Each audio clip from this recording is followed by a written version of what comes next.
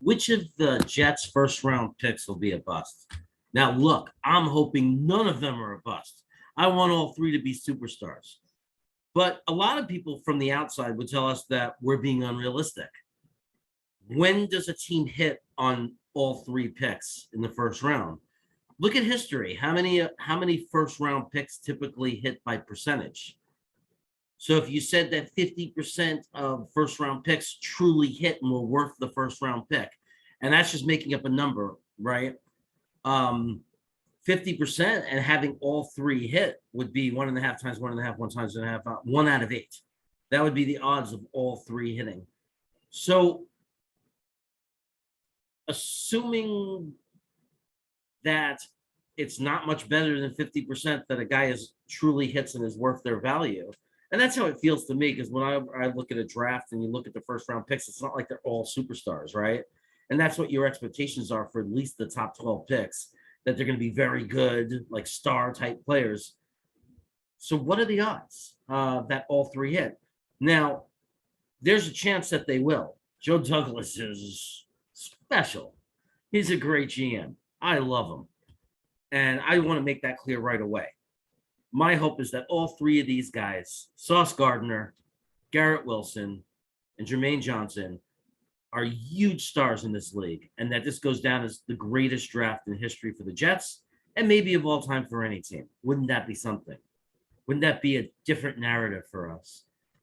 But the reality is let's think, which of the three would be most likely to fail if we were told we got 2 out of 3, which wouldn't actually be considered bad by any other team or historically or by any other means. You make 3 first round picks and 2 of them hit.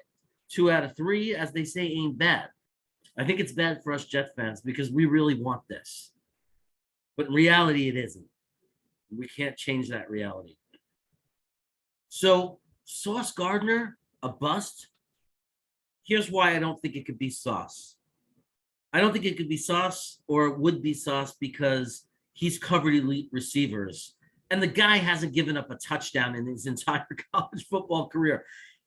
And it's not because of level of competition. He came into the combines and he showed that he is a freak athlete. He showed why he hasn't given up a touchdown. He showed why he's so dominant.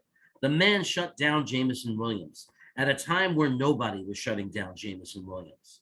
Let's move on to Garrett Wilson. Well, wide receivers bust all the time. They do.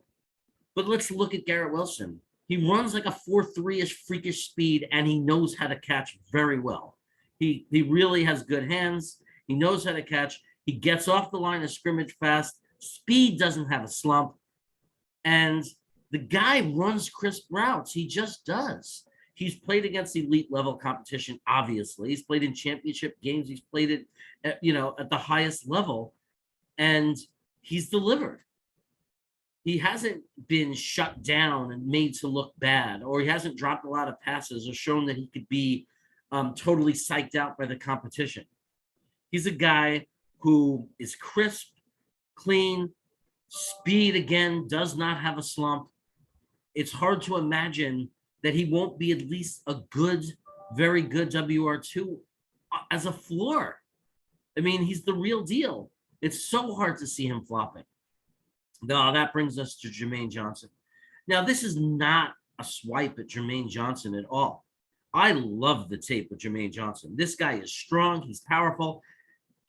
Maybe they're saying none of the edges have that true bend. Well, he has more bend than anybody else in the class that I saw. I've seen this guy off balance, top of his body, torqued far from where his legs are, and he does not go down. He powers through it and gets to the quarterback. I love him. It would be heartbreaking if he somehow didn't work out, and I think he's the most pro-ready with the lowest floor of any of the edges in the draft. But edge is, to me, the high-risk position here. Normally, it would be cornerback. Cornerback is the high-risk position out of the 3 positions to me, but not with Sauce Gardner. And edge is definitely a high-risk type position that does often bust in the NFL. Therefore, I'd have to say that JJ is the most likely. Does that mean I think he's going to bust? No, I don't think that JJ is going to be a bust. I'm just saying if we had to pick one out of the three, it's the most likely. What do you think? Do you disagree? Do you agree? Tell me in the comments. And most of all, subscribe. Subscribe to the channel if you like this video. Like the video if you like the content, if you enjoyed it. I appreciate that support. Take care and have a great rest of your week.